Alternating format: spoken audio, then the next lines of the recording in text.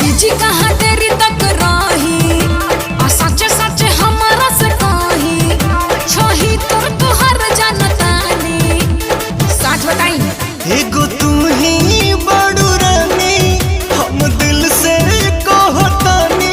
गलत फहमी बात है कि दूगो रखले बनी